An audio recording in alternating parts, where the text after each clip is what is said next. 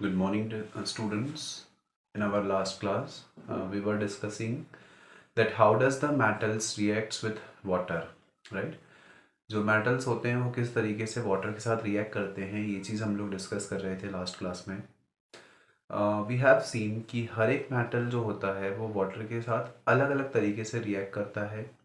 कुछ मेटल्स ज़्यादा रिएक्टिव होते हैं, वो बहुत वाइगरसली रिएक्ट करते हैं, जबकि कुछ मेटल्स जो हैं वो बहुत धीरे या उतना ज़्यादा वायलेंटली रिएक्ट नहीं करते हैं और जो रिएक्शन होती है वो काफ़ी स्लो होती है, राइट। हम लोगों ने लास्ट क्लास में डिस्कस किया था कि जो सोडियम है और पोटेशियम है वो बहुत वायलेंटली और बहुत वाइगरसली रिएक्ट करते हैं वाटर के साथ, और वहाँ पर जो हाइड्रोजन गैस इवॉल्व होती है वो बहुत ज़्यादा होती है। और ये भी हम लोगों ने डिस्कस किया था कि जो रिएक्शन होती है वो एक एक्सोथर्मिक रिएक्शन होती है। इसका मतलब कुछ अमाउंट में हीट जो है वो रिलीज होती है, right. So also we know that अलग अलग मेटल्स की रिएक्टिविटी अलग अलग होती है। कुछ मेटल्स ज़्यादा वायलेंटली या ज़्यादा रिएक्ट करते हैं वाटर के साथ, कुछ थोड़ा धीरे, और उनके जो रिजल्ट्स होते हैं वो काफ़ी थोड़े से कम रिएक्टिव होते हैं, कम वायलेंट होते हैं as compare to the others, right. So sodium और पोटेशियम के साथ वाटर की जो रिएक्शन है वो हम लोगों ने डिस्कस कर ली थी। अब हम लोग डिस्कस करेंगे कुछ लेस रिएक्टिव मेटल्स के साथ वाटर की रिएक्शन, राइट। तो जब वाटर को हम रिएक्ट करवाते हैं कुछ लेस रिएक्टिव मेटल्स के साथ, तो किस तरीके की रिएक्शन जो है वो होती है, और क्या सब्सटेंसेस जो हैं वो बनते हैं, all that things we shall discuss here. तो सबसे पहले तो हम लोगों ने ये चीज़ डिस्कस की थी कि जब भी कोई मेटल वाटर के साथ रिएक्ट करता है तो वो मेटल ऑक्साइड बना लेता है, और मेटल ऑक्साइड बनाने के साथ साथ हाइड्रोजन गैस जो है वो इवॉल्व होती है, राइट। तो यहाँ पे मैं डिस्कस करता हूँ कैल्शियम की रिएक्शन वाटर के साथ, राइट। तो कैल्शियम किस तरीके से वाटर के साथ रिएक्ट करता है, ये हमको देखना है। तो जब हम कैल्शियम की रिएक्शन करवाते हैं H2O के साथ तो क्या होगा, हमने पढ़ा है मेटल जब वाटर के साथ रिएक्ट करता है तो वो अपना मेटल ऑक्साइड बना लेता है और हाइड्रोजन गैस रिलीज होती है। तो hydrogen gas for sure release होगी और मेटल ऑक्साइड बनेगा, राइट। मतलब कि कैल्शियम हाइड्रोक्साइड, राइट। तो इस तरीके से जो रिएक्शन है वो होगी एंड वी विल गेट, जब कैल्शियम रिएक्ट करेगा, कैल्शियम का फॉर्मूला होता है Ca। जब कैल्शियम रिएक्ट करेगा H2O के साथ तो CaOH का whole twice that is calcium oxide, और उसके साथ में हाइड्रोजन गैस जो है वो इवॉल्व होगी, राइट। अब हमको इस इक्वेशन को बैलेंस करना है। तो यहाँ पे हमारे पास हाइड्रोजन के दो एटम्स हैं, यहाँ भी हाइड्रोजन के दो एटम्स हैं, यहाँ पे भी दो ही हैं, मतलब टोटल चार हो गए, और यहाँ पे दो ही हैं तो यहाँ पे मैंने 2 लिख दिया। तो हाइड्रोजन के 4 एटम्स, ऑक्सीजन के 2 एटम्स, यहाँ भी ऑक्सीजन के 2 एटम्स। तो अब ये जो इक्वेशन है वो बैलेंस्ड फॉर्म में है, राइट। जितने हमारे पास जितने नंबर ऑफ एटम्स हमारे पास LHS में है उतने ही नंबर ऑफ एटम्स हमारे पास RHS में भी हैं। तो इस तरीके से जो इक्वेशन है वो बैलेंस्ड होगी। So when calcium reacts with water then calcium hydroxide बना,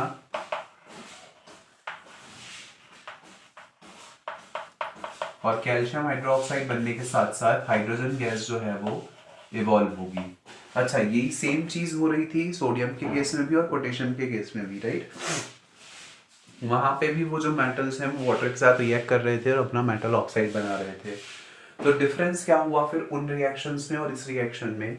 तो डिफरेंस ये होगा कि वहां पे जो रिएक्शन हो रही थी वो बहुत ज्यादा वायलेंटली और वाइगरसली हो रही थी, राइट। यहाँ पे जो रिएक्शन है वो थोड़ी सी कंट्रोल्ड मैनर में होगी और लेस वायलेंट होगी, और यहाँ से जो हीट इवॉल्व होगी वो भी थोड़ी कम अमाउंट में होगी, राइट। तो इसका मतलब हम ये बोल सकते हैं कि जो कैल्शियम होता है वो कम रिएक्टिव होता है सोडियम और पोटेशियम से, राइट। सोडियम और पोटेशियम ज़्यादा रिएक्टिव होते हैं कैल्शियम से। सोडियम का एटॉमिक फॉर्मूला जो है वो हो जाएगा Na, पोटेशियम का K और कैल्शियम का Ca, राइट। तो जैसे हम लोगों ने देखा कैल्शियम की रिएक्शन वाटर के साथ, अब वैसे ही हम लोग देखेंगे कुछ और सब्सटेंसेस की, कुछ और मेटल्स की भी रिएक्शन वाटर के साथ। तो अब हम बात करते हैं मैग्नीशियम की। मैग्नीशियम जिसका एटॉमिक सिंबल जो है वो होता है Mg, राइट। तो जब मैग्नीशियम जो है वो कोल्ड वाटर के साथ रिएक्ट नहीं करता है। बाकी सब मेटल्स जो थे वो वाटर के साथ रिएक्ट कर पा रहे थे इजीली, बट मैग्नीशियम जो है वो कोल्ड वाटर के साथ रिएक्ट नहीं करता है, ये केवल हॉट वाटर के साथ रिएक्ट करता है, राइट। तो जब मैग्नीशियम हॉट वाटर के साथ रिएक्ट करेगा तो अगेन वही चीज़ होगी, वो मैग्नीशियम ऑक्साइड बना लेगा और हाइड्रोजन गैस जो है वो इवॉल्व होगी, राइट। और चूंकि बबल्स के फॉर्म में हाइड्रोजन गैस जो है, हमको वाटर में जो बबल्स हैं वो दिखेंगे और वो जो बबल्स होंगे वो हाइड्रोजन गैस के होंगे, राइट। तो अब हम लोगों ने देख लिया कैल्शियम की रिएक्शन, सोडियम की, मैग्नीशियम की, पोटेशियम की। अब हम लोग देखते हैं कि जो कुछ और मेटल्स जैसे कि आयरन, वो जब वाटर के साथ रिएक्ट करता है तो किस तरीके से करता है, राइट। तो अब हम लोग डिस्कस करेंगे आयरन और एल्यूमिनियम की रिएक्शन वाटर के साथ। सो स्टूडेंट्स, व्हेन एल्यूमिनियम का फॉर्मूला होता है Al। when aluminium reacts with water H2O, then it forms aluminium oxide, right। Aluminium oxide का फॉर्मूला होता है Al2O3। ये फॉर्मूले हम कैसे निकालते हैं ये चीज आपको पता है, राइट। एल्यूमिनियम की वैलेंसी होती है +3, ऑक्सीजन की होती है 2, तो ये 2 का इधर मल्टीप्लाई, 3 का इधर मल्टीप्लाई, तो वी विल गेट Al2O3। ये चीज़ आप लोग बहुत अच्छे से पढ़ चुके हो प्रीवियस चैप्टर में, सो यहाँ पे हम लोग बहुत ज़्यादा डिटेल में उसको डिस्कस नहीं करेंगे, right. So we shall get here Al2O3 plus इसके अलावा हाइड्रोजन गैस जो है वो इवॉल्व होगी। तो here we have got the hydrogen gas released. Now समझते हैं कि किस तरीके से ये जो रिएक्शन है उसको हम बैलेंस कर सकते हैं, राइट। तो यहाँ पे हाइड्रोजन के 2 एटम्स हैं, यहाँ भी हाइड्रोजन के 2 एटम्स हैं, तो there is no need to change it at all. But यहाँ पे ऑक्सीजन के 3 एटम्स हैं और यहाँ पे हमारे पास ऑक्सीजन का एक ही एटम है, राइट। तो यहाँ पे मुझे 3 लिखना पड़ेगा सो दैट मेरे पास 3 ऑक्सीजन के एटम्स हो गए। लेकिन 3 लिखने से हमारे पास हाइड्रोजन के 6 एटम्स हो गए हैं, तो यहाँ भी 3 लिख देते हैं सो दैट हाइड्रोजन और ऑक्सीजन दोनों बैलेंस हो गया।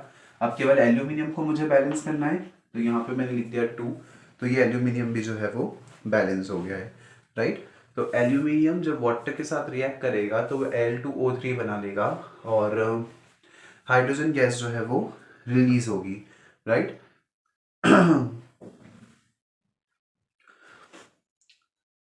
सो इस तरीके से रिएक्शन होती है एल्यूमिनियम की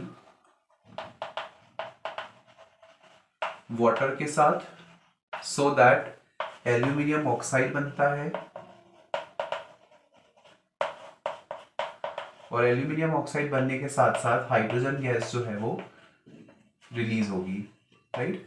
तो इस तरीके से कंप्लीट रिएक्शन जो है it got take place. Now अगर मैं बात करूं आयरन की रिएक्टिविटी की वाटर के साथ, तो हमने ले लिया आयरन। आयरन का फॉर्मूला होता है Fe। जब आयरन रिएक्ट करता है वाटर के साथ, right, so when Fe reacts with H2O, then obviously बात है हाइड्रोजन गैस तो इवॉल्व होगी ही सही, और हाइड्रोजन गैस इवॉल्व होने के साथ साथ फेरस ऑक्साइड भी बनेगा, राइट। फेरस ऑक्साइड का फॉर्मूला होता है Fe2O3, राइट। सो फेरस ऑक्साइड बना, अगेन हमको इक्वेशन को बैलेंस करना है। सो यहाँ पे मेरे पास 3H2O, ऑक्सीजन के 3 एटम्स, तो ऑक्सीजन के 3 एटम्स हो गए। यहाँ पे हाइड्रोजन के 6 एटम्स हैं, तो यहाँ पे मैंने 3 लिख दिया, हाइड्रोजन के 6 एटम्स हो गए। यहाँ Fe2 है तो ये हो गया 2Fe, राइट। तो इस तरीके से जो इक्वेशन है वो बैलेंस हो गई। दिस इज आयरन, आयरन का फॉर्मूला Fe, ये हो गया वाटर। जब Fe रिएक्ट करेगा वाटर के साथ तो यहाँ पे हमको मिल जाएगा फेरस ऑक्साइड और उसके साथ साथ हाइड्रोजन गैस जो है वो रिलीज होगी, राइट। तो इस तरीके से कंप्लीट रिएक्शन जो है गॉट टेक प्लेस। सो हम लोगों ने समझा कि किस तरीके से जो मेटल्स हैं वो रिएक्ट करते हैं वाटर के साथ, राइट। लेकिन कुछ ऐसे मेटल्स भी होते हैं जो कि वाटर के साथ रिएक्ट नहीं करते हैं। इनके एग्जांपल की अगर मैं बात करूं तो इनके एग्जांपल हो जाएंगे Pb, that is lead. Lead का फॉर्मूला होता है Pb। Copper, that is Cu। Gold, Au।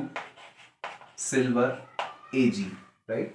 तो ये कुछ मेटल्स हैं जो कि वाटर के साथ रिएक्ट नहीं करते हैं।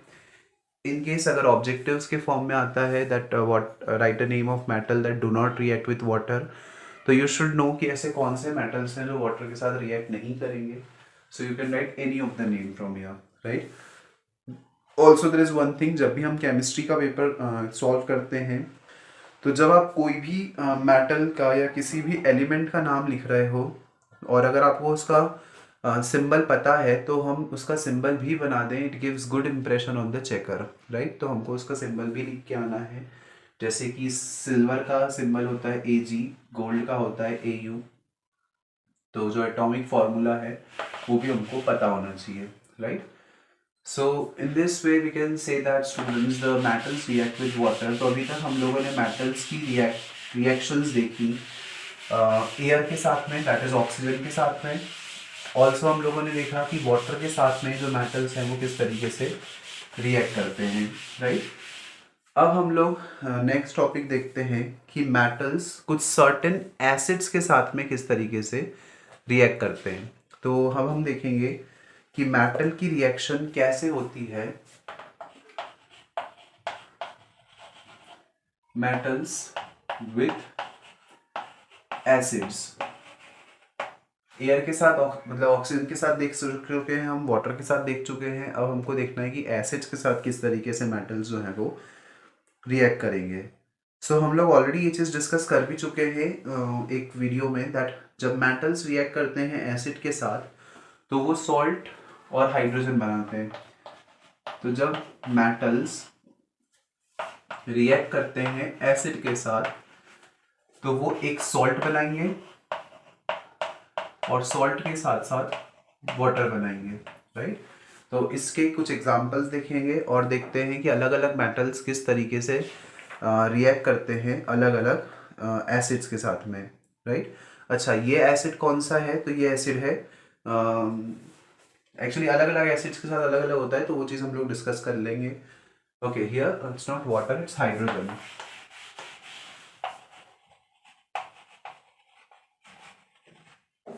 मेटल ने एसिड के साथ रिएक्ट किया, सॉल्ट और हाइड्रोजन गैस जो है वो रिलीज होगी। नाउ अगर मैं इसका एक एग्जांपल की बात करूं तो इसका एक सिंपल सा एग्जांपल हो जाएगा जो हमने रिएक्शन पहले भी देखी थी कि जब एल्यूमिनियम ऑक्साइड रिएक्ट करता है HCl के साथ, राइट। जब aluminium oxide that is Al2O3 react करेगा HCl के साथ तो यहाँ पे हमको एल्यूमिनियम क्लोराइड का सॉल्ट मिलेगा, that is AlCl, Al2Cl3 plus hydrogen gas जो है वो रिलीज होगी, right. Sorry, AlCl2, aluminium chloride, right. तो जब Al2O3 रिएक्ट करेगा HCl के साथ तो एल्यूमिनियम क्लोराइड बना और उसके साथ में हाइड्रोजन गैस जो है वो इवॉल्व होगी। इस इक्वेशन को बैलेंस कर लेते हैं। यहाँ पे एल्यूमिनियम के 2 एटम्स हैं, यहाँ पे भी हमको 2 लेने पड़ेंगे। क्लोरीन के 6 हो गए, यहाँ पे 6 लिख देते हैं। हाइड्रोजन के 3, तो यहाँ पे हमने 3 लिख दिया, राइट। तो अब ये जो इक्वेशन है वो सिंपली जस्ट बैलेंस हो गई। तो इस तरीके से हम समझ सकते हैं कि मेटल्स ने एसिड के साथ रिएक्ट करके हाइड्रोजन गैस बनाई और उसके साथ साथ सॉल्ट जो है वो बनाए, राइट। नाउ ये तो बात हो गई HCl की। जब HCl के साथ रिएक्शन होती है, दैट इज हाइड्रोक्लोरिक एसिड के साथ रिएक्शन होती है, तो उस कंडीशन में हाइड्रोजन गैस जो है वो रिलीज होगी, राइट। लेकिन जरूरी नहीं है कि हर एसिड के साथ रिएक्शन पे हाइड्रोजन गैस रिलीज हो। अगर मैं बात करता हूं नाइट्रिक एसिड की, नाइट्रिक एसिड का फॉर्मूला होता है HNO3 तो नाइट्रिक एसिड के साथ रिएक्शन की अगर मैं बात करूं तो नाइट्रिक एसिड के साथ जब रिएक्शन होगी मेटल की, तो उस कंडीशन में हाइड्रोजन गैस जो है वो इवॉल्व नहीं होती है, राइट। हाइड्रोजन गैस उस कंडीशन में इवॉल्व नहीं होती है। ऐसा इसलिए कि ये जो HNO3 है ये एक स्ट्रॉन्ग ऑक्सीडाइजिंग एजेंट है।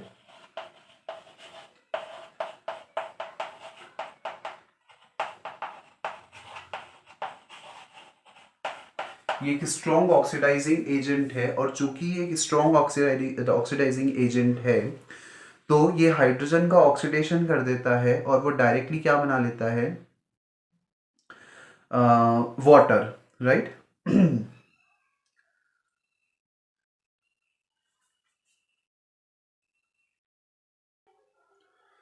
तो हाइड्रोजन का ऑक्सीडेशन करके वो वाटर बना लेता है, दैट इज H2O।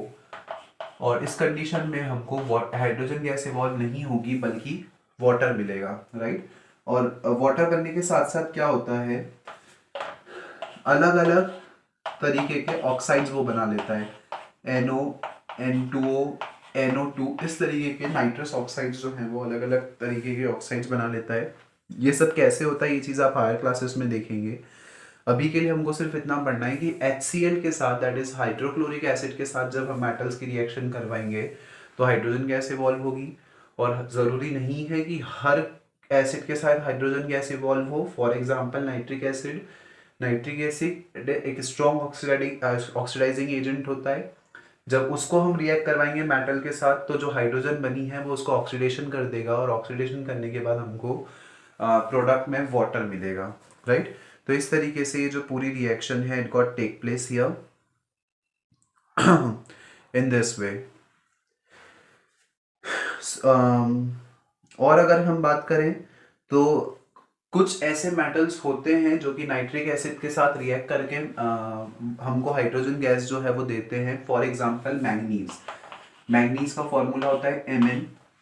तो मैंगनीज जो है वो इस HNO3 के साथ रिएक्ट करके हमको हाइड्रोजन गैस जो है वो देता है। तो सिंपली से कहने का मतलब सिर्फ ये है कि अलग अलग मेटल्स का अपना अलग अलग तरीका होता है डिफरेंट डिफरेंट एसिड्स के साथ रिएक्ट करने का, राइट। हर एक मेटल के केस में, हर एक एसिड के केस में जो कंडीशंस हैं वो हमको अलग अलग मिलती हैं। हमको पता होना चाहिए कि कौन सा मेटल किस एसिड के साथ किस तरीके से रिएक्ट करेगा। You can practice the chemical reactions of different metals with different kind of acids, right? तो जब आप अलग अलग metals के साथ reactions जो है वो practice करेंगे, so that you will be able to understand कि किस तरीके से जो reaction है वो होती है और किस तरीके से अलग अलग metals जो हैं वो react करते हैं अलग अलग acids के साथ में, right?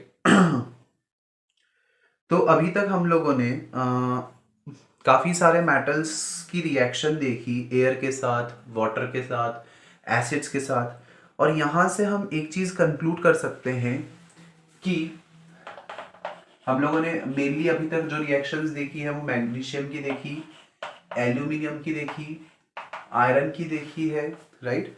और जिंक, Zn। तो हम यहाँ से जब हमने रिएक्शंस देखी तो हमने एक चीज़ कंक्लूड हम कर सकते हैं कि मैग्नीशियम के साथ जब हमने रिएक्शंस देखी थी तो वो बहुत वायलेंट थी, राइट। मतलब मैग्नीशियम ज़्यादा रिएक्टिव होता है as compare to all three of them. इसके बाद आता है नंबर एल्यूमिनियम का। Aluminium is more reactive than zinc and iron. और जिंक जो है वो और ज़्यादा रिएक्टिव है आयरन से, आयरन के कंपैरिजन में, राइट। तो मैग्नीशियम ज़्यादा रिएक्टिव, एल्यूमिनियम उससे कम, जिंक उससे भी कम और आयरन उससे भी कम, राइट। ये तो केवल 4 मेटल्स की हम बात कर रहे हैं, ऐसे बहुत से भी दूसरे मेटल्स हैं। एक पूरी रिएक्टिविटी सीरीज है जो हम डिस्कस करेंगे कि कौन सा मेटल सबसे ज़्यादा रिएक्टिव होता है, कौन सा मेटल सबसे कम रिएक्टिव होता है। और उस पूरी रिएक्टिविटी सीरीज में 8 से 10 मेटल्स रहेंगे जिनकी रिएक्टिविटी के बारे में हम लोग डिस्कस करेंगे, राइट। सो रिएक्टिविटी सीरीज अपने आप में एक टॉपिक है दैट जब हम उसको पढ़ेंगे तब हम यहाँ इस टॉपिक को डिटेल में डिस्कस करेंगे।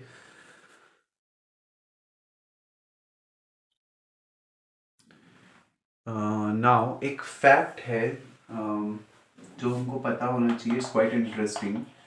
सो एक्वा रेजिया, ठीक है, एक्वा रेजिया जो है वो लैटिन नेम है रॉयल वाटर का. एक्वा रेजिया का मतलब होता है वाटर. जनरली आपको पता भी है कि जहाँ पे एक्वा शब्द आता है तो एक्वा शब्द का मतलब होता है वाटर. तो एक्वा रेजिया जो है वो लैटिन नेम है फॉर रॉयल वाटर. ये रॉयल वाटर जो है वो बेसिकली एक फ्रेशली प्रिपेयर्ड वाटर होता है. लैब में हम लोगों ने फ्रेशली प्रिपेयर्ड वाटर लिया. कैसे? HNO3 को जब हम HCl के साथ रिएक्ट करवाते हैं तो यहाँ से हमको फ्रेशली प्रिपेयर्ड वाटर मिलता है, राइट. अच्छा, एक चीज़ और, जो कंसंट्रेशन आप लेंगे, जो दोनों एसिड्स हैं वो कंसंट्रेटेड होने चाहिए और इनको हम लेते हैं 3:1 के रेशो में. मतलब कि HCl जो है HCl और HNO3 का जो रेशो होगा वो कितना होगा? 3:1.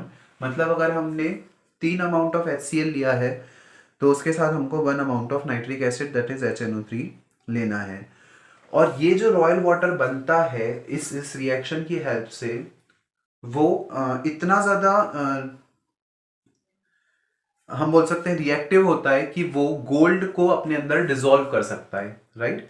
मतलब यहाँ से जो वाटर मिलेगा वो गोल्ड को अपने अंदर उसके अंदर हम गोल्ड को डिसॉल्व भी कर सकते हैं. वो इतना ज़्यादा रिएक्टिव होता है. हालांकि HCl और HNO3 दोनों अगर अलोन हम बात करें तो दोनों ये चीज़ नहीं कर पाते हैं. लेकिन यहाँ से जो वाटर बना है वो इतना ज़्यादा पावरफुल है, हम बोल सकते हैं कि वो अपने अंदर वाटर को गोल्ड को डिसॉल्व कर सकता है, राइट. और इसी का यूज किया जाता है गोल्ड और प्लेटिनम को डिसॉल्व करने के लिए. इस तरीके से जो फ्रेशली वाटर प्रिपेयर्ड होता है, रॉयल वाटर जो होता है, उसका यूज किया जाता है प्लेटिनम और गोल्ड जैसे मेटल्स को डिसॉल्व करने के लिए, राइट. क्योंकि इनके मेल्टिंग पॉइंट्स जो हैं वो काफ़ी हाई होते हैं. So this is quite an important और interesting fact that we should know. So students, we have discussed today that how does the metals reacts with water, as well as we have discussed that how does the metals reacts with acids as well, right. So that's all for today's class. The further topics we shall discuss in our next class. Metals के बारे में कुछ और interesting चीज़ें सीखेंगे. So that's all for today. The further topics we shall discuss in the next class. Thank you.